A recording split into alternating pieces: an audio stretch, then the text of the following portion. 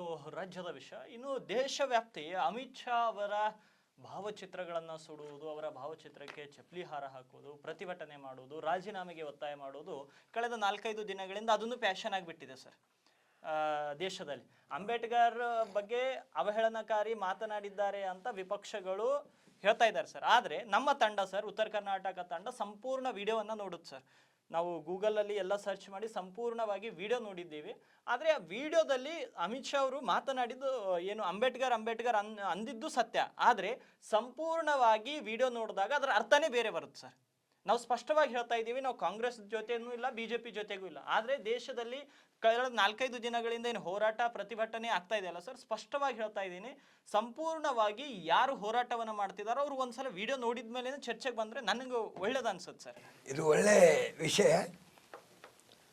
Doctor Baba Saheb Ambedkar ಅಂತ ರಾಷ್ಟ್ರೀಯ ಮಹಾಪುರುಷ ಮತ್ತೊಬ್ಬರು ಸಿಗೋದಿಲ್ಲ. ಹೌದು. ಈ ಮಾತು ಯಾಕೆ ನಾನು ಎಷ್ಟೋ ಸಲ ಹೇಳಿನಿ, ಆದರೆ ಮತ್ತೊಂದು ಸಲ ಈ ಸಮಯದಲ್ಲಿ ಹೇಳಲೇಬೇಕಾಗ್ತದೆ. ಹೌದು. ನಾವು ದೇಶವನ್ನು 2 ಭಾಗ ಮಾಡಿದಾಗ ಬಾಬಾ ಸಾಹೇಬರು ಒಬ್ಬರೇ ಒಬ್ಬರು ಭಾರತವನ್ನು ಇಬ್ಬಾಗ ಮಾಡಬೇಡಿ ಅಂತ ಹೇಳಿದವರು. ಬೇರೆ ಎಲ್ಲರೂ ಒಪ್ಕೊಂಡ್ರು, ಆದರೆ ಕಡೆಯವರೆಗೆ ಬಾಬಾ ಸಾಹೇಬರು ಒಪ್ಕೊಂಡಿಲ್ಲ. ಆದರೆ ಪಾಕಿಸ್ತಾನ ಮತ್ತು ಭಾರತ ಆಯಿತು. ಪಾಕಿಸ್ತಾನಕ್ಕೆ ಅವ್ರ ಪಾಲು ಇಲ್ಲಿ ಹಣ ಕೊಡಬೇಕಂತ 56 ಕೋಟಿ ಹಣ ಕೊಡಬೇಕು ಅಂತ ಆಯಿತು. ಆ ಹಣನೂ ಬೇಗನೆ ಬಿಡುಗಡೆ ಆಗಬಾರ್ದು ಎಂಬ ವಿಚಾರ ಇತ್ತು. ಆದರೆ ಅದು ಯಾವುದೋ ಗಾಂಧಿಯವರು ಒತ್ತಾಯಕ್ಕೋ ಯಾರು ಒತ್ತಾಯಕ್ಕೆ ಅದು ಹಣ ಕೊಟ್ಟರು. ಇರಲಿ, ಅದ್ರ ಬಗ್ಗೆ ನಾನು ಮಾತಾಡೋದಿಲ್ಲ, ಅದರ ಚರ್ಚೆ ಬೇರೆ ವಿಷಯ.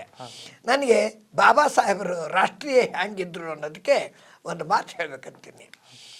ಅವರು ಯಾವಾಗ ತನ್ನ ಸಮಾಜದ ಮಕ್ಕಳನ್ನು ಇವ್ರು ಕಡೆಗಣಿಸ್ತಾ ಇದ್ದಾರೆ, ಇವರಿಗೆ ಬೆಲೆ ಕೊಡ್ತಾ ಇಲ್ಲ, ಮನೆಯಲ್ಲಿ ಮಠಗಳಲ್ಲಿ ಮಂದಿರಗಳಲ್ಲಿ ಬರ್ಗುಡ್ತಾ ಇಲ್ಲ ಎಂಬ ಸಿಟ್ಟಿನಿಂದಾಗಿ ಅವರು ನಾನು ಹಿಂದೂ ಆಗಿ ಸಾಯೋದಿಲ್ಲ, ನಾನು ಧರ್ಮ ಪರಿವರ್ತನೆ ಮಾಡ್ತೀನಿ ಅಂತ ಘೋಷಣೆ ಮಾಡಿದರು. ಆ ಹೊತ್ತಿಗೆ ಇದರ ಲಾಭ ಪಡಿಬೇಕಂತ ಹೇಳಿ ನಮ್ಮ ನಿಜಾಮ್ ಹೈದರಾಬಾದ್ ಸ್ಟೇಟ್ದು ಏನು ರಾಜರಿದ್ರು, ಅವರು ದೊಡ್ಡ ಶ್ರೀಮಂತರು, ಇಡೀ ರಾಷ್ಟ್ರದಲ್ಲೇ ಎಲ್ಲಕ್ಕೆ ಶ್ರೀಮಂತರು. ಅವರು ಬಾಬಾ ಸಾಹೇಬರು ಒಬ್ಬರಿಗೆ ನಿಮಗೆ 50 ಕೋಟಿ ರೂಪಾಯಿ ಕೊಡ್ತೀನಿ, ನೀವು ಮುಸ್ಲಿಂ ಆಗ್ರಿ ಅಂತ ಹೇಳಿದರು. ಇಲ್ಲಿ ಈಗಿನ ಪೀಳಿ ಎಲ್ಲ ರಾಜಕಾರಣಿಗಳು, BJPದವರು, ಕಾಂಗ್ರೆಸ್ದವರು, JDSದವರು ಮತ್ತು ಯುವಕರು ಇದು ಕಣ್ಣು ತೆರೆದು ವಿಚಾರ ಮಾಡಬೇಕು. ಒಂದು ರಾಷ್ಟ್ರ ಪಾಕಿಸ್ತಾನ ಆಗಲಿಕ್ಕೆ 56 ಕೋಟಿ, ಆದರೂ ಒಬ್ಬರೇ ಒಬ್ಬ ವ್ಯಕ್ತಿಗೆ 50 ಕೋಟಿ ಕೊಡ್ತಾ ಇದ್ರು. ಆದರೆ ಬಾಬಾ ಸಾಹೇಬರು ದೊಡ್ಡ ಮನಸ್ಸು, ನೀವು ನೋಡ್ರಿ. ಅವ್ರು ಹೇಳಿದ್ರು, ನಾನು ರಾಷ್ಟ್ರ ವಿರೋಧಿ ಅಲ್ಲ, ನನ್ನ ಸಮಾಜಕ್ಕೆ ಅನ್ಯಾಯ ಮಾಡಿದ ತುಳಿತಕ್ಕೆ ಒಳಗಾಗಿ ಜನರ ವಿರುದ್ಧ ಪ್ರತಿಭಟನೆ ಮಾಡಲಿಕ್ಕೆ ನಾನು ವಿರೋಧ ಮಾಡಿದ್ದೀನಿ. ಅರ್ಥ ನಾನು ಮುಸ್ಲಿಂ ಆಗ್ಲಿಕ್ಕಲ್ಲ, ಕ್ರಿಶ್ಚಿಯನ್ ಆಗ್ಲಿಕ್ಕಲ್ಲ, ನಾನು ಭಾರತೀಯನಾಗೆ ಸಾಯ್ತೀನಿ ಅಂಥೇಳಿ ಭಾರತದಲ್ಲಿ ಹುಟ್ಟಿದಂಥ ಧರ್ಮ ಬೌದ್ಧವನ್ನು ಸ್ವೀಕಾರ ಮಾಡಿದ್ರು. ಬಾಂಧವರೇ, ಎಚ್ಚರವಾಗಿ ಕೇಳ್ಕೊಳ್ಳಿ, ಎಂಥ ರಾಷ್ಟ್ರೀಯತೆ ಇದು ಅಂತ. ಬಾಬಾ ಸಾಹೇಬರಿಗೆ ಯಾರೂ ಅವಮಾನ ಮಾಡಲಿಕ್ಕೆ ಸಾಧ್ಯ ಇಲ್ಲ. ಅವಮಾನ ಯಾರಾದರೂ ಮಾಡಿದ್ರೆ ಅವರು ಮಾನ ಉಳಿಯೋದಿಲ್ಲ, ಅವರಿಗೇನೂ ಅಪಮಾನ ಆಗೋದಿಲ್ಲ. ಆದರೆ ಇಲ್ಲಿ ಪ್ರಶ್ನೆ, ಅಮಿತ್ ಶಾ ಅಂತ ಒಬ್ಬ ರಾಷ್ಟ್ರೀಯ ಮನುಷ್ಯ ಬಾಬಾ ಸಾಹೇಬ್ರ ಬಗ್ಗೆ ಈ ರೀತಿ ಮಾತಾಡಬಹುದಾ? ಆಡಿದರೆ ಏನು ಆಡಿದ್ದಾರೆ? ಈ ಆಂದೋಲನ ಮಾಡಿದವರು ಅದರ ವಿಡಿಯೋ ತಂದು ಮೊದಲು ಹಚ್ಚಬೇಕು. ಅವ್ರು ಏನು ಭಾಷಣ ಮಾಡಿದ್ರೆ ಅದೊಂದು ಟೇಪ್ ಮಾಡ್ಕೊಂಡು ಬಂದು ಸಂಪೂರ್ಣ ಭಾಷಣ ಏನದ ಅದು ಮೊದಲು ಹೇಳಬೇಕು. ಅಮಿತ್ ಶಾ ಮಾಡಿದ್ದೇನು, ಏನು ಅಂದಿದ್ದಾರೆ, ಆಮೇಲೆ ವಿರೋಧ ಮಾಡಬೇಕು. ಅದು ಮಾಡ್ತಾ ಇಲ್ಲ. ಇಲ್ಲಿ ರಾಜಕೀಯ ಇದೆ. ಕಾಂಗ್ರೆಸ್ದವ್ರು ಭಾಳ ಸಾಚ ಅಂತ ಹೇಳ್ತಾ ಇಲ್ಲ, ಅಮಿತ್ ಶಾ ಬೇಯ್ದ್ರು ಅಂತ ಇವ್ರು ಹೇಳ್ತಾರೆ. ನಿಜವಾಗಿ ನೋಡಿದ್ರೆ ಬಾಬಾ ಸಾಹೇಬ್ರ ಅಪಮಾನ ಕಾಂಗ್ರೆಸ್ ರಾಜಕೀಯದಲ್ಲಿ ಎಷ್ಟಾಗ್ಯಾರ ಅಷ್ಟು ಬೇರೆ ಯಾವ ಕಾಲಕ್ಕೂ ಆಗಿಲ್ಲ. ಮೊಟ್ಟ ಮೊದಲು ಅವರು ರಾಜಕೀಯ ಎಲೆಕ್ಷನ್ ನಿಂತರೆ ಕಾಂಗ್ರೆಸ್ದವರು ಅವ್ರು ಬರಬಾರ್ದು ಅಂತೇಳಿ ಬೇರೆಯವ್ರಿಗೆ ಕ್ಯಾಂಡಿಡೇಟ್ ನಿಂದಿರಿಸಿ ಅವ್ರಿಗೆ ಕೆಡವಿದಂಥವ್ರು ಇವ್ರದ್ದು ದೊಡ್ಡ ದೊಡ್ಡ ನೇತಾಗಳು. ಅವ್ರ ಹೆಸರು ಹೇಳೋದು ಬೇಕೇ ಇಲ್ಲ, ಪ್ರಾರಂಭದಿಂದ ಎಲ್ಲರಿಗೂ ಗೊತ್ತಿದೆ. ಅಷ್ಟೇ ಅಲ್ಲದೆ ಅವರಿಗೆ ಭಾರತ ರತ್ನ ಪ್ರಶಸ್ತಿ ಇವ್ರು ಕೊಟ್ಟಿಲ್ಲ. ಅವ್ರ ಮುಂದೆ ಹುಟ್ಟಿದಂಥವ್ರು ರಾಜೀವ್ ಗಾಂಧಿ ಅಂಥವ್ರು ಎಲ್ಲರೂ ತಗೊಂಡ್ರು. ಆದ್ರೆ ಅವ್ರಿಗೆ ಸಿಕ್ಕಿಲ್ಲ. ಹೌದು ಇವರಿಗೆ ಮುಖ ಇದೆಯಾ ಬಾಬಾ ಸಾಹೇಬ್ರ ಬಗ್ಗೆ ಮಾತಾಡಲಿಕ್ಕೆ? ಇವರಿಗೆ ಧೈರ್ಯ ಇದೆಯಾ, ನೈತಿಕತೆ ಇದೆಯಾ ಬಾಬಾ ಸಾಹೇಬ್ರು ಮಾತಾಡಲಿಕ್ಕೆ? ಪಕ್ಷದ ಒಂದು ಹೊರೆಯನ್ನು ಹೊತ್ಕೊಂಡಂಥವ್ರು ದಲಿತ ಸಮಾಜದಲ್ಲಿದ್ದವ್ರು ಸಹಿತ ಅದನ್ನೇ ಹೇಳ್ತಾ ಇದ್ದಾರೆ.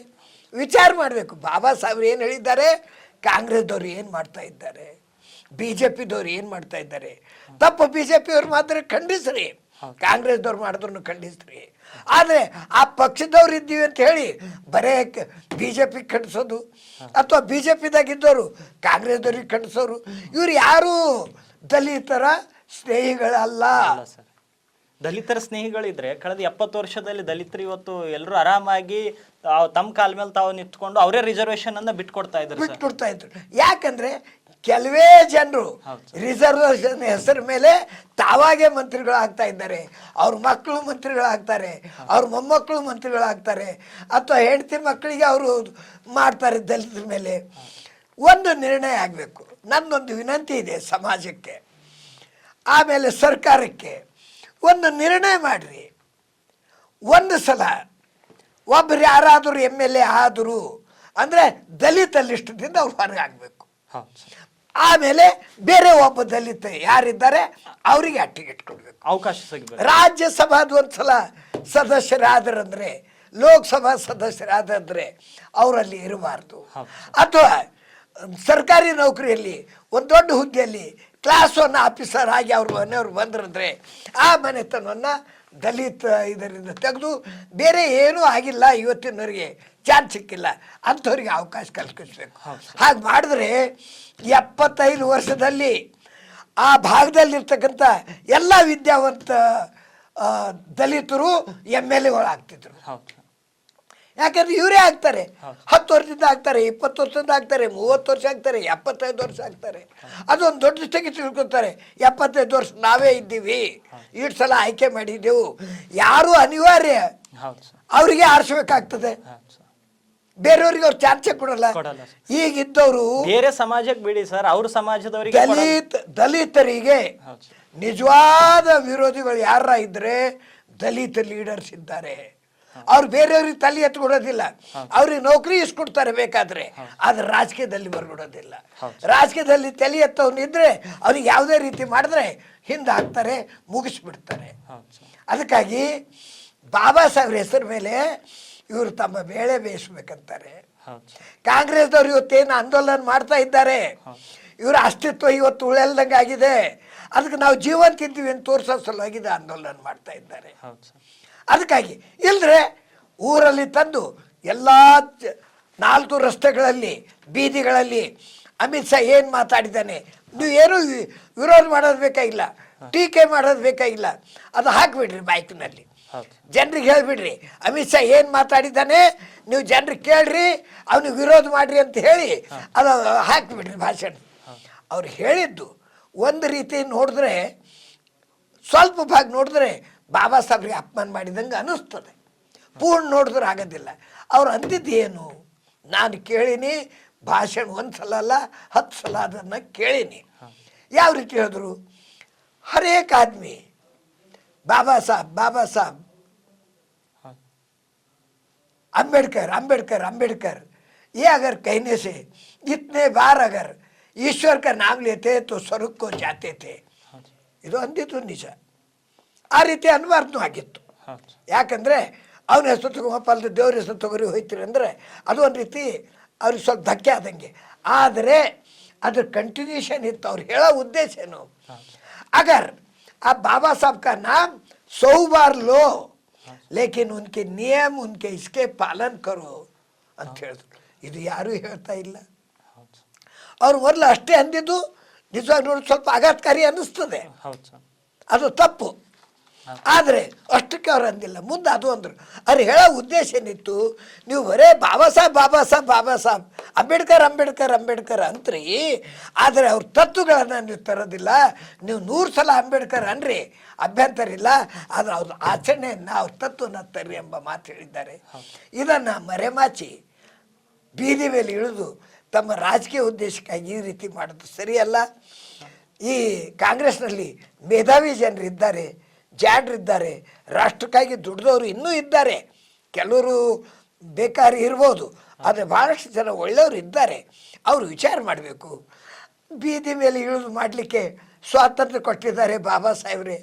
ಅದಕ್ಕಾಗಿ ಇವರು ಒಳ್ಳೆಯದಕ್ಕೂ ಆಂದೋಲನೆ ಮಾಡ್ತಾರೆ, ಕೆಟ್ಟದನ್ನು ಮಾಡ್ತಾರೆ. ಬಾಬಾ ಸಾಹೇಬ್ರು ಕೊಟ್ಟಿದ್ದಂಥ ಅಧಿಕಾರದ ದುರುಪಯೋಗ ಆಗ್ತಾಯಿದೆ. ಇದು ಬಾಬಾ ಸಾಹೇಬ್ರಿಗೆ ಒಳ್ಳೆಯದಾಗಿ ಮಾಡ್ತಾ ಇಲ್ಲ. ನಿಜವಾಗಿ ಯಾರಾದರೂ ಜಾಣರಿದ್ದರೆ ಅವ್ರು ಏನು ಹೇಳ್ಯಾರ ಅಂಬೋದು ಎಲ್ಲ ರೀತಿ ತಿಳ್ಕೊಂಡ್ರಂದರೆ ಇವರು ಬಾಬಾ ಸಾಹೇಬ್ರಿಗೆ ಅಪಮಾನ ಮಾಡಿದಂಗಿದೆ, ಬಾಬಾ ಸಾಹೇಬ್ರ ಹೆಸರು ಕೆಡಿಸ್ತಾ ಇದ್ದಾರೆ ಅಂಬೋದು ಜನರಿಗೆ ಗೊತ್ತಾಗ್ತದೆ. ಇಷ್ಟಕ್ಕೆ ಅವ್ರ ಹೆಸರಾದರೆ ಒಳ್ಳೆಯದು, ಇಲ್ಲ ಜನರು ಬುದ್ಧಿ ಕಲಿಸ್ತಾರೆ. ಸರ್ ಅಲ್ಲ, ಇನ್ನೊಂದು ದುರಾದೃಷ್ಟ, ಪಾರ್ಲಿಮೆಂಟ್ನ ಸೆಂಟ್ರಲ್ ಹಾಲ್ನಲ್ಲಿ ಅಂಬೇಡ್ಕರ್ ಫೋಟೋ ಹಾಕಲಿಕ್ಕೆ 50 ವರ್ಷ ತೆಗೆದುಕೊಂಡಿದ್ದು ಸರ್ ಇದೇ ಕಾಂಗ್ರೆಸ್ ಪಕ್ಷ. ಆದರೆ ಅಂಬೇಡ್ಕರ್ಗೆ ಅವಮಾನ ಆಗಿದೆ ಅಂತ ಸದನದ ಒಳಗೂ ಭಾವಚಿತ್ರ ತಗೊಂಡು ಹೋಗ್ತಾರೆ, ಸದನದ ಒಳಗೂ ತಗೊಂಡು ಹೋಗ್ತಾರೆ. ಯಾಕೆ ಇಷ್ಟು ದಿನ ಇಲ್ದಂತ ಅಂಬೇಡ್ಕರ್ ಪ್ರೀತಿ ಈಗ ಯಾಕೆ ಇವ್ರ ಮೇಲೆ? ನೋಡ್ರಿ, ಅಂಬೇಡ್ಕರ್ ಬಗ್ಗೆ ಅವ್ರಿಗೆ ಗೌರವ ಇದ್ದಿಲ್ಲ, ಇವತ್ತಿಗೂ ಇಲ್ಲ. ಅಂಬೇಡ್ಕರ್ ಮತ್ತು ಸಂವಿಧಾನ ಓಟಿನ ಸಲುವಾಗಿ ಅವ್ರ ಕುರ್ಚಿ ಆಸ್ತಿ ಸಲುವಾಗಿ ಫೋಟೋಗಳು ಕೈದಾಗ ಹಿಡ್ಕೊಂಡು ಸಂವಿಧಾನದ ಫೋಟೋ ಹಿಡ್ಕೊಂಡು ನಾವು ಅಡ್ಡಾಡ್ತಾ ಇದ್ದಾರೆ. ಸಂವಿಧಾನ ನಿಯಮನ ಅವ್ರು ಪಾಲಿಸ್ತಾ ಇಲ್ಲ, ಅಂಬೇಡ್ಕರ್ ನಿಯಮನೂ ಪಾಲಿಸ್ತಾ ಇಲ್ಲ. ಇದು ದೇಶದ ವಿಚಾರ. ಇನ್ನು ಇವತ್ತು ರೈತರ ದಿನಾಚರಣೆ, ರಾಷ್ಟ್ರೀಯ ರೈತರ ದಿನಾಚರಣೆ. ಇವತ್ತು ನಾವು ಸ್ಟುಡಿಯೋದಲ್ಲಿ ಇಷ್ಟೊಂದು ಶಕ್ತಿಯುತವಾಗಿ ಮಾತನಾಡ್ತಿದ್ದೀವಿ ಅಂದರೆ ನಮ್ಮ ದೇಹ ಕಾರಣ ಇರ್ಬೋದು, ಆದರೆ ಆ ದೇಹಕ್ಕೆ ಶಕ್ತಿ ಕೊಡೋದು ಅನ್ನ. ಆ ಅನ್ನವನ್ನು ಯಾವುದಾದ್ರೂ ಕಂಪನಿಯಲ್ಲಿ ತಯಾರು ಮಾಡೋಕ್ಕಾಗಲ್ಲ. ಒಬ್ಬ ರೈತನ ಪರಿಶ್ರಮ, 3-4 ತಿಂಗಳ ಪರಿಶ್ರಮದಿಂದ ಒಂದು ತುತ್ತು ಅನ್ನ ಸಿಗುತ್ತೆ. ಆ ಅನ್ನದಿಂದ ನಾವು ಇವತ್ತು ಇಷ್ಟೊಂದು ಶಕ್ತಿಯುತವಾಗಿ ಮಾತನಾಡಲಿಕ್ಕೆ ಸಾಧ್ಯ ಆಗ್ತಾ ಇದೆ. ಹಾಗಾಗಿ ರಾಷ್ಟ್ರೀಯ ರೈತರ ದಿವಸದಿಂದ ನಮ್ಮ ದೇಶದ ಎಲ್ಲ ರೈತರನ್ನ ನಿಮ್ಮ ಉತ್ತರ ಕರ್ನಾಟಕ ನ್ಯೂಸ್ ಸ್ಮರಿಸ್ತಾ ಇದೆ. ಅವರ ಬೆನ್ನಿಗೆ ಅವರ ಸಮಸ್ಯೆಗಳನ್ನು ಏನೇ ಇದ್ರೂ ಅವರ ಧ್ವನಿಯಾಗಿ ನಿಲ್ಲುತ್ತೆ.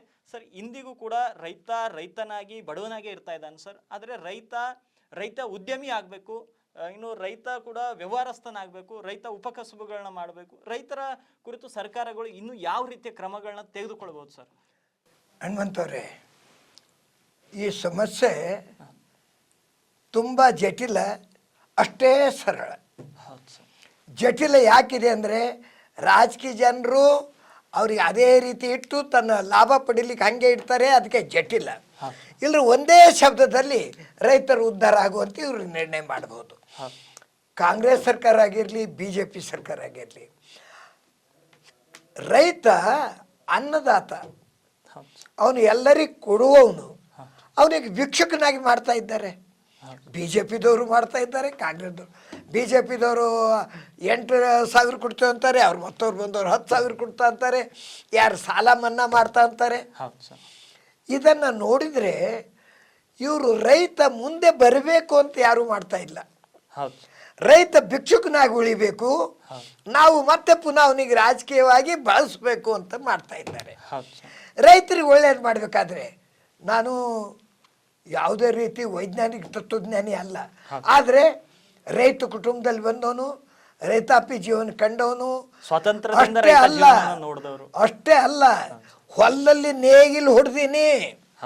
ಇದೇ ಚಿಕ್ಕಪೇಟೆ ಹೊಲದಲ್ಲಿ ನೇಗಿಲು ಹೊಡೆದೀನಿ. ಬೀದರ್ ಜಿಲ್ಲೆ ಚಿಕ್ಕಪೇಟೆ ಹೊಲದಲ್ಲಿ ನೇಗಿಲು ಹೆಂಗೆ ಹಿಡಿಬೇಕು, ಇವತ್ತಿನವರಿಗೆ 4 ಎತ್ತು ನೇಗಿಲು ಕಟ್ಟಿ ಎತ್ತುಗಳು ಕಟ್ಟಲಿಕ್ಕೆ ಆಗೋದಿಲ್ಲ. ಅದನ್ನು ನಾನು ತೋರಿಸ್ಕೊಡ್ತೀನಿ. ಆದರೆ ಆ ಅನುಭವದಿಂದ ನಾನು ನಿಮ್ಗೆ ಹೇಳ್ತೀನಿ, ನಮ್ಮ ರೈತ ಎಂದು ಅಂಗಲಾಚಿ ಇವರಿಗೆ ನಮ್ಮ ಸಾಲ ಮನ್ನಾ ಮಾಡಿರಿ ಅಂತ ಹೇಳಿಲ್ಲ. ಈ ಹೋರಾಟ ಮಾಡೋರು ಮಾಡ್ತಿರ್ಬೋದು, ಅವರು ಒಂದು ರಾಜಕೀಯದ ಅಂಗ ಇದ್ದಾರೆ. ಅವರು ರಾಜಕೀಯದ ಒಂದು ಸಣ್ಣ ಭಾಗನೇ, ಅವರೇನು ಬೇರೆ ಅಲ್ಲ. ಆದರೆ ರೈತ ಎಂದೂ ಕೇಳಿಲ್ಲ. ರೈತ ಕೇಳೋದೇನು, ಬೀಜ ಒಳ್ಳೇದು ಕೊಡ್ರಿ, ಅದಕ್ಕೆ ಒಳ್ಳೆ ಗೊಬ್ಬರ ಕೊಡ್ರಿ, ಅದಲ್ಲದೆ ಹೊಲಕ್ಕೆ ಬೇಕಾಗ್ತಕ್ಕಂಥ ಏನು ವ್ಯವಸ್ಥೆ ಮಾಡಬೇಕು, ಹೊಸ ವೈಜ್ಞಾನಿಕ ಪದ್ಧತಿ ಅವನ ಮನೆ ಬಾಗಿಲಿಗೆ ಬಂದು ಕಲಿಸುವಂತೆ ಮಾಡಿರಿ. ಎರಡನೇದು, ರೈತರ ಮೇಲೆ ನಿಮ್ಗೆ ಉಪಕಾರ ಮಾಡಬೇಕಾದ್ರೆ ನೀವು ಸಾಲ ಕೊಡಿ, ಆದರೆ ಮನ್ನಾ ಮಾಡಬೇಡ್ರಿ. ನಾನು ರೈತ ವಿರೋಧಿ ಅಲ್ಲ, ಅದು ಯಾಕೆ ಹೇಳ್ತಾನೆ, ನೀವು ರೈತರಿಗೆ ಸಾಲ ಕೊಡೋದು ಮನ್ನಾ ಮಾಡೋದು ರೂಢಿ ಹಾಕಿದ್ರಿಂದ ಅವ ಭಿಕ್ಷುಕನಾಗ್ತಾ ಇದ್ದಾನೆ. ಇದರ ಲಾಭ ದೊಡ್ಡ ರೈತ ಪಡಿತಾ ಇದ್ದಾನೆ. ಸಾಮಾನ್ಯ ರೈತನಿಗೆ ಇದ್ರ ಲಾಭ ಆಗ್ತಾ ಇಲ್ಲ. ಸಾಮಾನ್ಯವಾಗಿ ಇದ್ದವನಿಗೆ ಒಂದು 5,000 ಕನಿಷ್ಠ 5 ಲಕ್ಷದವರೆಗೆ ಆಗಿರ್ಬೋದು, 50 ಲಕ್ಷದವರೆಗೆ ಮನ್ನಾ ಮಾಡ್ಕೊಂಡವ್ರು ಇದ್ದಾರೆ. ದೊಡ್ಡ ದೊಡ್ಡ ರೈತರು ಸಣ್ಣ ಸಣ್ಣ ಹೊಲದ ಭಾಗನ ಮಾಡಿಕೊಂಡು ಅದು ಎತ್ತಾ ಇದ್ದಾರೆ. ಅದಕ್ಕೆ ಸಾಮಾನ್ಯ ರೈತನಿಗೆ ಆಗ್ತಾ ಇಲ್ಲ. ಕೊಡಿ, ಸಾಲ ಕೊಟ್ಟು 1 ರೂಪಾಯಿ ಬಡ್ಡಿ ತಗೊಳ್ಳಿ. ಒಟ್ಟು ಸಾಲ ಮೇಲೆ ಒಂದು 5 ಲಕ್ಷ ಸಾಲ ಕೊಟ್ಟು ಒಂದೇ 1 ರೂಪಾಯಿ ಬಡ್ಡಿ ಹಾಕಿ 5 ಲಕ್ಷ ತಿರುಗಿಸ್ಕೊಡು ಅಂತ ಹೇಳಿಬಿಡಿ. ಎಲ್ಲ ರೈತರು ಒಪ್ತಾರೆ, ಯಾರೂ ಇಲ್ಲ ಅಂತ ಹೇಳೋದಿಲ್ಲ. ಆದರೆ ನೀವು ಮನ್ನಾ ಮಾಡ್ತೀವಿ ಅಂದಷ್ಟು ಶಕ್ತಿ ಇದ್ದವನು ತುಂಬೋದಿಲ್ಲ, ಅದನ್ನು ದುರ್ಬಳಕೆ ಮಾಡ್ಕೊಳ್ತಾನೆ. ನಿಜವಾದ ರೈತ ಹೋಯ್ತಾ ಇಲ್ಲ. ಈ ಬೀಜ ಏನು ಕೊಡ್ತಾವ ಅಂತ ಹೇಳ್ತಾ ಇದ್ರಿ, ಕೆಲವರು ಒಯ್ದು ಮಾರ್ಕೊಳ್ತಾ ಇದ್ದಾರೆ. ನಿಜವಾದ ರೈತನಿಗೆ ಬೀಜ ಸಿಗ್ತಾ ಇಲ್ಲ. ಮತ್ತೆ ಈ ರಾಸಾಯನಿಕ ಗೊಬ್ಬರ ಹಾಕೋದು ನಮ್ಮ ಸರ್ಕಾರನೇ ಕಲಿಸ್ತು. ಸಾಮಾನ್ಯ ರೈತ ಎಂದು ಅದು ಮಾಡಿಲ್ಲ. ಹೊರಗಿನ ದೇಶದವ್ರ ಜೊತೆ ಕೈಗೂಡಿಸ್ಕೊಂಡು ಅವಸರೇ ನೀವು ಕೈ ಜೋಡಿಸಿ ನಿಮ್ಮದ ಲಾಭಕ್ಕಾಗಿ ಅವ್ರ ಗೊಬ್ಬರನ್ನ ಮಾರಾಟ ಮಾಡಲಿಕ್ಕೆ ರೈತರಿಗೆ ದಾರಿ ತಪ್ಪಿಸಿದ್ರಿ. ಇವತ್ತು ಭೂಮಿ ಬರಡಾಗ್ತಾ ಇದೆ. ಅದಕ್ಕೆ ಹೊಣೆಗಾರರು ಮೊದಲಿನ ಹಿಡಿದಿದ್ದ ಸರ್ಕಾರದವ್ರು ಎಲ್ಲರೇ, ಯಾವುದೇ ಸರ್ಕಾರದವ್ರು ಇರಲಿ, ಯಾವುದೇ ಪಕ್ಷದವ್ರು ಇರಲಿ, ಅವರೆಲ್ಲರೂ ಅದಕ್ಕೆ ಹೊಣೆಗಾರರು. ಈಗ ಮತ್ತೆ ಮನೆಗೆ ಹೋಗಿ ಹೇಳ್ತಾ ಇದ್ದಾರೆ, ದೇಶಿ ಗೊಬ್ಬರ ಹಾಕ್ರಿ, ಸಾವಯವ ಕೃಷಿಯನ್ನು ಪ್ರಾರಂಭ ಮಾಡ್ರಿ ಅಂತೇಳಿ. ಅಂದರೆ ನಿಮ್ಗೆ ಆವಾಗ ಬುದ್ಧಿ ಇದ್ದಿಲ್ವೋ ಏನು ಇವಾಗ ಬುದ್ಧಿ ಇಲ್ವೋ, ಅಥವಾ ಆವಾಗ ಬುದ್ಧಿ ಭ್ರಷ್ಟ ಆಗಿತ್ತೋ ಏನು ಇವಾಗ ಬುದ್ಧಿ ಬಂತು? ಈ ರೈತರಿಗೆ ಎಂಥ ಪ್ರಾಬ್ಲಮ್. ಮನೆಗೆ ಹೋಗಿ ಈ ಗೊಬ್ಬರ ಹಾಕಿದ್ರೆ ನಿನಗೆ ಬೆಳೆ ಹೆಚ್ಚು ಬರ್ತದೆ ಅಂತ ಕಲಿಸಿದವ್ರು ನೀವೇ. ನಿಮ್ಮ ವಿಡಿಯೋಗಳು, ನಿಮ್ಮ ರೈತರು ಪ್ರಚಾರಕರು ಎಲ್ಲರೂ ಮಾಡಿದವ್ರು ಅದೇ. ಮತ್ತು ಇವತ್ತು ಒಂದು ಸಾವಯವ ಮಾಡ್ರಿ, ಇಲ್ಲ ರೋಗ ಬರ್ತದೆ ಅಂತ ಹೇಳ್ತೀರಿ. ರೈತರಿಗೆ ಒಂದು ವಿನಂತಿ ನಂದು, ಇವತ್ತಿನ ದಿವಸ ನೀವು ಒಮ್ಮೆಲೆ ರಾಸಾಯನಿಕ ಗೊಬ್ಬರ ಬಿಟ್ಟರೆ ನಿಮಗೆ ಇಳುವರಿ ಬರೋದಿಲ್ಲ. ಯಾಕಂದ್ರೆ ಭೂಮಿಗೆ ಹೆಂಗೆ ಕುಡುಕನಿಗೆ ಕುಡಿದ್ರೆ ಶಕ್ತಿ ಬರ್ತದೋ, ಆವತ್ತಿಗೆ ಮಾತಾಡ್ಲಿಕ್ಕೆ ಅವನಿಗೆ ಶಕ್ತಿ ಇರ್ತದೋ, ಕುಡಿಯೋದು ಬಿಟ್ಟಂದ್ರೆ ಚಕ್ರ ಬಂದು ಬೀಳ್ತಾನೋ, ಆ ರೀತಿ ಭೂಮಿ ಪರಿಸ್ಥಿತಿ ಆಗಿದೆ. ಒಂದೇ ವರ್ಷದಲ್ಲಿ ನೀವು ಬಿಟ್ಟರೆ ಅಂದರೆ ನಿಮ್ಮ ಹೊಲ ಏನೂ ಬೆಳೆ ಬರೋದಿಲ್ಲ. ಆದರೆ ಸ್ವಲ್ಪ ಮಟ್ಟಿಗೆ ಗೊಬ್ಬರನ್ನ ಹಾಕಿ ಇಳುವರಿ ಸ್ವಲ್ಪ ಕಡಿಮೆ ಬಂದರೆ ಅಡ್ಡಿ ಇಲ್ಲ. ಯಾಕೆ ಹೇಳ್ತೀನಿ ಮಾತು ಬಾಂಧವರೇ, ನೀವು ಅನ್ನದಾತರು. ನೀವು ಹಾಕಿದಂಥ ಅನ್ನ ನಮ್ಮ ಶರೀರ ಬೆಳಿಬೇಕು, ನಮ್ಮ ಮುಂದಿನ ಪೀಳಿಗೆ ಬೆಳಿಬೇಕು, ಎಲ್ಲ ಯುವಕರು ಬೆಳಿಬೇಕು. ನೀವು ವಿಷ ಕೊಡ್ತಾ ಇದ್ರಿ, ಅದು ಆಗಬಾರ್ದು. ಒಂದು 4 ದಿವಸ ನಿಮಗೆ ಬೆಳೆ ಕಡಿಮೆ ಬರ್ತದೆ, ಉತ್ಪನ್ನ ಕಡಿಮೆ ಆಗ್ತದೆ, ಲಾಭ ಕಡಿಮೆ ಆಗ್ತದೆ, ಅಡ್ಡಿ ಇಲ್ಲ. ಇದನ್ನು ಸರಿಪಡಿಸಲಿಕ್ಕೆ ಕನಿಷ್ಠ 3 ವರ್ಷ ಬೇಕಾಗ್ತದೆ.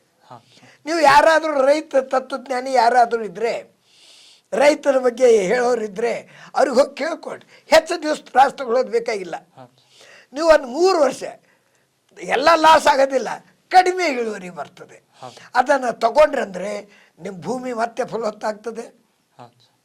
ಭೂಮಿ ಫಲವತ್ತಾದರೆ ಮುಂದಿನ ಮಕ್ಕಳಿಗಾದರೂ ಆ ಭೂಮಿ ಉಳಿತದೆ. ಮುಂದವರು 100 ವರ್ಷ 1 ಇಂಚು ಫಲವತ್ತಾದ ಮಣ್ಣು ಬೆಳಿಬೇಕಾದ್ರೆ ಸ್ವಾಮಿ ಕನಿಷ್ಠ 100 ವರ್ಷ ಬೇಕು. ಅಂಥದ್ದನ್ನು ಈಗ ಬರಡಾಗ್ತಾ ಇದೆ. ಅದನ್ನು ಇದು ಮಾಡಿಕೊಂಡು ನಾವು ನಮ್ಮದು ಯಾವ ರೀತಿ ರಕ್ತ ಪರಿವಾಹ ಆಗ್ತದೆ ನಮ್ಮ ನಾಡಿಗಳಲ್ಲಿ, ಆ ರೀತಿ ಮಳೆ ಬಂದಾಗ ಮಣ್ಣು ಹರ್ಕೊಂಡು ಹೋದರೆ ನಮ್ಮ ಮೈಯಲ್ಲಿನ ರಕ್ತ ಹೋದಂಗೆ ಭೂಮಿಯಲ್ಲಿನ ರಕ್ತ ಹೋದಂಗೆ ಅದು. ಅದಕ್ಕೆ ಅಡ್ಡಲಾಗಿ ಅದಕ್ಕೆ ನೀವು ಒಡ್ಡು ಹಾಕಿ ಭೂಮಿಯ ಮಣ್ಣು ಹೊರಗೆ ಹೋಗಲಾರಂತೆ ನೋಡಿಕೊಂಡು ರೈತರಿಗೆ ಲಾಭ ಆಗೋಂಗೆ ಮಾಡಿದ್ರೆ ಒಳ್ಳೇದಾಗ್ತದೆ. ನೀವು ಸಾಲ ಕೊಟ್ಟು ಮನ್ನಾ ಮಾಡೋದು ಬೇಡ, ನಮ್ಮ ರೈತರಿಗೆ ಬೇಕಾಗಿಲ್ಲ. ರೈತ ಎಂದೂ ಭಿಕ್ಷುಕನಲ್ಲ. ಅವನಿಗೆ ಒಳ್ಳೆ ಬೆಲೆಗೆ ಕೊಡ್ರಿ. ಅವನು ಏನು ಬೆಳ್ತಾನೆ, ಯಾವ ರೀತಿ ಒಂದು ಕಾರ್ಖಾನೆಯಲ್ಲಿ ಒಂದು ವಸ್ತುವನ್ನು ತಯಾರು ಮಾಡಿದಾಗ ಅದರ ಖರ್ಚು ಎಷ್ಟು ಬಂತು, ಅದು ಎಷ್ಟಕ್ಕೆ ಮಾರಬೇಕು ಅಂತ ಅವನು ಬೆಲೆ ನಿಗದಿ ಮಾಡ್ತಾನೆ. ಆ ರೀತಿಯಿಂದ ನೀವು ರೈತರ ತಜ್ಞರು ಕೂತ್ಕೊಂಡು 1 ಎಕರೆಯಲ್ಲಿ ಬಿತ್ತಲಿಕ್ಕೆ ಅವನಿಗೆ ನೀರಿಗೆ ಎಷ್ಟು, ಒಣ ಭೂಮಿ ಇದ್ದರೆ ಏನು, ಅದಕ್ಕೆ ಎಷ್ಟು ಖರ್ಚು ಬರ್ತದೆ, ಇಳುವರಿ ಎಷ್ಟು ಬರ್ತದೆ ಸರಾಸರಿ, ಅದರ ಮೇಲೆ ಎಷ್ಟು ಬೆಲೆ ಕೊಟ್ಟರೆ ಅವನು ಉಪಜೀವನ ಸಾಗ್ತದೆ. ಅದನ್ನು ಮಾಡಿದ್ರೆ ರೈತರಿಗೆ ಉಪಕಾರ ಮಾಡಿದಂಗೆ ಆಗ್ತದೆ. ಬರೀ ರೇಲ್ ರೋಕೋ ಮಾಡೋದು, ಜನರಿಗೆ ಅಡ್ಡಿ ಮಾಡೋದು, ಇದು ಏನು ಆಂದೋಲನ ಮಾಡಬೇಕು. ಆದರೆ ನಾವು ಬ್ರಿಟಿಷರ ವಿರುದ್ಧ ಆಂದೋಲನ ಮಾಡಿದಂಗೆ ಮಾಡಬಾರ್ದು. ಇದು ರಾಷ್ಟ್ರ ನಮ್ಮದು. ರೋಡಿನ ಮೇಲೆ 4 ದಿವಸ 1 ತಿಂಗಳ 2 ತಿಂಗಳ ಆ ರೋಡ್ ಮೇಲೆ ಬರ್ತಕ್ಕಂಥವ್ರು ಏನು ಅನ್ಯಾಯ ಮಾಡಿದ್ದಾರೆ. ನೀವು ಎಂಥ ಜನರಿಗೆ ಕಾನೂನು ಮಾಡ್ಬೇಕಂತ್ರಿ ಅಂಥ ಜನರಿಗೆ ಆರಿಸ್ಕೊಡ್ರಿ. ಈಗ ಇದ್ದವ್ರಿಗೆ ಕೊಡಬೇಡ್ರಿ. ಇವ್ರು ಒಳ್ಳೇದು ಮಾಡಿದ್ರು ಕೊಡ್ರಿಲ್ರಿ ಕೊಡಬೇಡ್ರಿ, ರೋಡ್ ಅಡ್ಡ ಹಾಕಿ ಸಾವಿರಾರು ಜನರಿಗೆ ತೊಂದರೆ ಕೊಟ್ಟು ನೀವೇನು ಆಂದೋಲನ ಮಾಡ್ತೀರಿ? ಇದು ಆಂದೋಲನ ಅಲ್ಲ. ಆಂದೋಲನ ಹೆಸರ ಮೇಲೆ ರಾಜಕೀಯ ಇದೆ, ಅಥವಾ ನಿಮ್ಮ ಹಿಂದೆ ಕೆಲವು ರಾಜಕೀಯ ಪಿತೂರಿಗಳಿದೆ. ಅದನ್ನು ನಾನು ಸ್ಪಷ್ಟವಾಗಿ ಹೇಳಬೇಕಾಗ್ತದೆ. ಸರ್, ಇನ್ನೊಂದು ಈ ರಾಜಕಾರಣ ಮತ್ತು ರೈತರಿಗೆ ಅದು ಅವಿನಾಭಾವ ಸಂಬಂಧ ಇದೆ ಸರ್, ಮೊದಲಿಂದ. ಯಾಕಂದ್ರೆ ನಮ್ಮ GDP ಡಿಪೆಂಡ್ ಆಗಿರೋದೇ ಅವ್ರ ಮೇಲೆ. ಸರ್, ನಾನು ನಾವು ನಮ್ಮ ತಂಡದವ್ರು ಒಂದು ಸಣ್ಣ ಸರ್ವೆ ಮಾಡಿದಾಗ ಗೊತ್ತಾಗುತ್ತೆ ಸರ್, ಈ ಪ್ರಾಥಮಿಕ ಕೃಷಿ ಪತ್ತಿನ ಸಹಕಾರ ಸಂಘದಲ್ಲಿ ಯಾವ ರೈತ ಮುಂಜಾನೆ ಎದ್ದು ಹೊಲಕ್ಕೆ ಹೋಗಿ ಕೆಲಸ ಮಾಡ್ತಾನೋ ಸರ್, ಅಂತ ಒಬ್ಬ ರೈತ ಕೂಡ ನಿರ್ದೇಶಕ ಸ್ಥಾನದಲ್ಲಿ ಇಲ್ಲ ಸರ್. ಇವತ್ತಿನ ದುರಾದೃಷ್ಟ ಬೀದರ್ ಜಿಲ್ಲೆದು. ಅಂಥವ್ರು ರೈತರು ಯಾರು ಮುಂಜಾನೆ 6 ಗಂಟೆಗೆ ಹೊಲಕ್ಕೆ ಹೋಗಿ ಕೆಲಸ ಮಾಡ್ತಾರೋ ಒಬ್ರು ನಿರ್ದೇಶಕರು ಇಲ್ಲ ಸರ್. ಯಾರ ತಂದೆ ಗ್ರಾಮ ಪಂಚಾಯತ್ ಅಧ್ಯಕ್ಷರಿದ್ರು, ಯಾರ ತಂದೆ MLA ಇದ್ರು, ಅವ್ರದ್ದು ಡೈರೆಕ್ಟ್ರು, ಅವ್ರ ಅಧ್ಯಕ್ಷರು ಇದ್ದಾರೆ ಸರ್. ಈ ಪರಿಸ್ಥಿತಿಗೆ ರೈತರು ಬದಲಾಗ್ಬೇಕಾ ಸರ್? ಬೀದರ್ ರೈತರು ಈ ಒಂದು ಮಾತು ಹೇಳ್ತೀನಿ, ರೈತ ಹೊಲ್ದಾಗ ಹೋಗಿ ಉಳೋದು ಬೇಕಾಗಿಲ್ಲ. ಅವ ಕನಿಷ್ಠ ತಿರ್ಗಾಡ್ಲಿಕ್ಕಂತ ಸಡ್ಕಿನ ಮೇಲೆ ಅಡ್ಡಾಡ್ತಾನಲ್ಲ ಮುಂಜಾನೆ ನಸಿಕ್ನಲ್ಲಿ ಎದ್ದು, ಅದೇ ಒಂದು ಹೊಲಕ್ಕೆ ಹೋಗಿ ಬರಲಿ ಸಾಕು. ಹಿಂದಕ್ಕಿನವ್ರು ಒಂದು ಮಾತು ಹೇಳ್ತಿರು, ಹೊಲದ ಒಡೆಯ ಹೊಲದಲ್ಲಿ ಹೋದ್ನಂದ್ರೆ ಅವ್ನ ಪಾದ ಬಿದ್ದರೆ ಭೂಮಿ ಬೆಳೀತದೆ ಅಂತ. ಅದರ ಅರ್ಥ ಏನು? ಅವ್ ಬಂದರೆ ಭೂಮಿ ಕಡೆ ಲಕ್ಷ್ಯ ಕೊಡ್ತಾನೆ ಅಂತ. ಅವನ ಕಾಲು ಬಿದ್ದರೆ ಬೆಳೀತದಂತಲ್ಲ. ಆದ್ರೆ ಅದರ ಅರ್ಥ ಏನಿತ್ತು? ಅವನ ಪಾದ ಭೂಮಿಯಲ್ಲಿ ಬಿದ್ದರೆ ಭೂಮಿ ಬೆಳೀತದೆ ಅಂದರೆ ಅವನು ಮಾಲಕ್ಕಿದ್ದವನು ಲಕ್ಷ್ಯ ಕೊಡ್ತಾ ಇದ್ದಾನೆ ಅಂತ ಅರ್ಥ. ಆ ರೀತಿಯಿಂದ ಮಾಡಬೇಕು. ಅದಕ್ಕೆ ಚರಣ್ ಸಿಂಗ್ ಒಬ್ಬರು ಪಾಪ ರೈತರ ಕಡೆಯಿಂದ ದುಡಿದು ಅವ್ರ ಹೆಸರು ಮೇಲೆ ರೈತಾಪಿ ದಿನಾಚರಣೆ 23 ತಾರೀಕು ಮಾಡ್ತಾರೆ. ಅವ್ರಿಗೆ ನಾವು ಅಭಿನಂದನೆ ಹೇಳೋಣ. ಆದರೆ ಚರಣ್ ಸಿಂಗ್ ಆದಮೇಲೆ ಮತ್ತೆ ಪುನಃ ಯಾರೂ ಹುಟ್ಟುತ್ತಾ ಇಲ್ಲ ಏನೋ ಅನ್ನಂಗೆ ಅನ್ನಿಸ್ತಾ ಇದೆ. ಆದರೆ ಕನಿಷ್ಠ ಅವರು ದಿನಾಚರಣೆ ಮಾಡೋದಕ್ಕಿಂತಲೂ ರೈತರ ಒಳ್ಳೆತನದ ಬಗ್ಗೆ ವಿಚಾರ ಮಾಡಿರಿ. ಒಟ್ಟಾರೆ ಸಂವಿಧಾನದಲ್ಲಿ ಆಗಲಿ ಪಾರ್ಲಿಮೆಂಟ್ನಲ್ಲಿ ಆಗಲಿ ರೈತರ ಹಣ ಪೋಲು ಮಾಡಬೇಡ್ರಿ. ನೀವು ಹಣ ಪೋಲು ಮಾಡಿದ್ರೆ ನಿಮ್ಮಂಥ ರಾಷ್ಟ್ರದ್ರೋಹಿ ಸಮಾಜದ್ರೋಹಿ ಮತ್ತೊಬ್ರು ಯಾರೂ ಇಲ್ಲ ಅಂತ ಹೇಳ್ತೀನಿ. ಧನ್ಯವಾದ ಬಾಂಧವರೇ. ಮತ್ತೆ ಪುನಃ ಹೇಳ್ತೀನಿ, ನೀವು ಜಾಗೃತ ಆಗೋರಿಗೆ ಯಾವ ಪಕ್ಷದವರು ಬಂದರೂ ನಿಮ್ಮದು ಕಲ್ಯಾಣ ಆಗೋದಿಲ್ಲ, ರೈತರ ಮಕ್ಕಳ ಕಲ್ಯಾಣ ಆಗೋದಿಲ್ಲ, ರೈತರ ಮಕ್ಕಳು ಮುಂದೆ ಬರೋದಿಲ್ಲ. ನೀವು ಜಾಗೃತ ಆದಾಗ ಮಾತ್ರ ಬರ್ತಾರೆ. 5,000 2,000 ಹಣದ ಆಸೆಗಾಗಿ ಓಟ್ ಕೊಟ್ಟು ಇವತ್ತಿನ ದಿವಸ ನೀವು ಸಾಯ್ತಾ ಇದ್ರಿ, ನಿಮ್ಮ ಮಕ್ಕಳ ಭವಿಷ್ಯ ಹಾಳು ಮಾಡ್ತಾ ಇದ್ರಿ. ಅದನ್ನು ನೆನ್ಪಿಟ್ಕೊಂಡು ನಡೀರಿ. ಹೆಚ್ಚಾಗಿ ಇವತ್ತಿನ ಯುವಕರು ಜಾಗರೂಕರಾಗ್ರಿ. ಹಿಂದಿನವ್ರು ತಪ್ಪು ಮಾಡಿದ್ದೇನೋ ಆಯಿತು, ನೀವು ಅದ್ರ ಮುಂದೆ ತಪ್ಪು ಮಾಡಬೇಡ್ರಿ. ನಮ್ಮ ಉತ್ತರ ಕರ್ನಾಟಕ ನ್ಯೂಸ್ ಚಾನೆಲ್ ಯಾವಾಗಲೂ ನಿಮ್ಮ ಬಗ್ಗೆ ಇದೆ. ನಾವು ಯಾರ್ದು ಗುಲಾಮರಲ್ಲ. ನಾವು ಗುಲಾಮರಿದ್ದರೆ ಸಮಾಜದ ಗುಲಾಮರಿದ್ದೀವಿ, ರಾಷ್ಟ್ರದ ಗುಲಾಮರಾಗಿದ್ದೀವಿ. ಅವ್ರ ಹಿತಕ್ಕಾಗಿ ಎಂಥ ಕಷ್ಟ ಬಂದರೂ ನಾವು ನಿರ್ಭೀಡವಾಗಿ ನಿಮ್ಮ ಮುಂದೆ ವಿಚಾರ ಇಡ್ತೀವಿ. ಅದನ್ನು ಒಪ್ಪೋದು ಬಿಡೋದು ತಮಗೆ ಬಿಟ್ಟಿದ್ದು. ಯಾಕಂದರೆ ಬಾಬಾ ಸಾಹೇಬರು ನಿಮಗೆ ಅಧಿಕಾರ ಕೊಟ್ಟಿದ್ದಾರೆ, ಅದ್ರ ಪ್ರಕಾರ ನಡ್ಕೊಳ್ಳಿ. ಧನ್ಯವಾದ. ಒಂದೇ ಮಾತರಂ. ಬಾಬಾ ಸಾಹೇಬ್ ಅಂಬೇಡ್ಕರ್ ಅವರ ವಾಕ್ ಸ್ವಾತಂತ್ರ್ಯದಿಂದಲೇ ಇವತ್ತು ನಾವು ಸ್ಟುಡಿಯೋದಲ್ಲಿ ಕೂತ್ಕೊಂಡು ಸಮಾಜದ ಬಗ್ಗೆ, ಸಮಾಜದಲ್ಲಿನ ಆಗು ಹೋಗುಗಳ ಬಗ್ಗೆ ಚರ್ಚೆ ಮಾಡ್ತಾ ಇದ್ದೀವಿ. ಅಂತಹ ಬಾಬಾ ಸಾಹೇಬ್ರ ಅಂತ ಮಹಾನ್ ದಾರ್ಶನಿಕ ವ್ಯಕ್ತಿಯ ಬಗ್ಗೆ ಅಗೌರವ ತೋರುವವರನ್ನ ಆದಷ್ಟು ಸಮಾಜದಲ್ಲಿರುವಂತಹ ಜನರು ವಿರೋಧ ಮಾಡಬೇಕು. ನಾವು ರಾಜಕೀಯ ಪಕ್ಷಗಳಿಗೆ ಈಗಾಗಲೇ ಒಂದು ಸೂಚನೆಯನ್ನು ಕೊಡ್ತಾ ಇದ್ದೀವಿ. ಯಾರು ಬಾಬಾ ಸಾಹೇಬ್ರ ವಿರುದ್ಧ ಅವಹೇಳನವಾಗಿ ಮಾತನಾಡ್ತಾರೋ, ಅವರಿಗೆ ಟೀಕಿಸುವಂಥ ಕೆಲಸ ಮಾಡ್ತಾರೋ ಅಂಥವ್ರನ್ನ ನೀವು ಮೊದಲು ನಿಮ್ಮ ಪಕ್ಷದಿಂದ ಉಚ್ಚಾಟಿಸಿ. ಇಲ್ಲ ಅಂದರೆ ಜನರೇ ನಿಮ್ಮ ಪಕ್ಷವನ್ನು ಉಚ್ಚಾಟಿಸುವಂತಹ ದಿನಗಳು ಸನಿವಾಗ್ತವೆ. ಸೊ ನಾಳೆಯ ಪ್ರೈಮ್ ಟೈಮ್ನಲ್ಲಿ ಮತ್ತೆ ಭೇಟಿ ಆಗ್ತೀನಿ. ದೇಶ, ರಾಷ್ಟ್ರ ಮತ್ತು ಜಿಲ್ಲೆಯ ಅನೇಕ ಸುದ್ದಿಗಳನ್ನು ನಿಮ್ಮ ಮುಂದಿಡುವಂಥ ಪ್ರಯತ್ನವನ್ನು ಮಾಡ್ತೇನೆ.